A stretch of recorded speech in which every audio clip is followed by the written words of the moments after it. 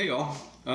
So there's a old jazz standard called Blue Bossa you may or may not be familiar with, and it's not a difficult tune, but it's just fun to play over because it has a real distinct key change in it for one, and it's one of those things you could just play a blues over it if you want, like a C blues.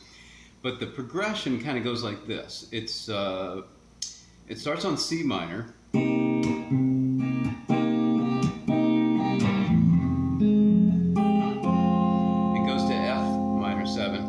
So C minor 7 to F minor 7. So this is really like a 6 chord. You could think of the key of E flat. Or you could think of it as a 1 of C minor. I like, as I've said in other videos, I like to put everything into a major key, and I don't care if it comes home to the 6 chord. It just makes things easier to think about for my brain. And so anyway, so it's like a 6 to a 2 in E flat, to the 7 chord, to a 3, alter, back to the 6. So 7, 3, 6. You hear that in a lot of Latin jazz, real common progression. 7 chord being the minor 7 flat 5. And then it goes into a new key. Now we're going to do 2, 5, 1 in D flat.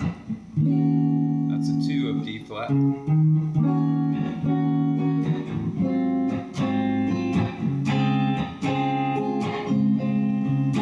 One note changes, and we're right back to the 7 of the original key. I'll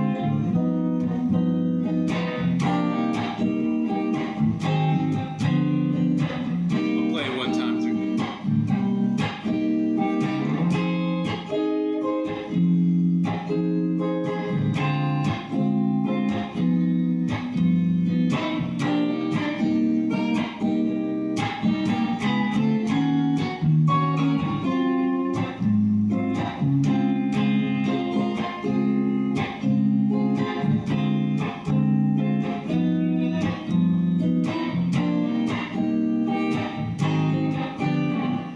So that's the whole tune. It's a short form, but again, it can be fun to kind of jam over.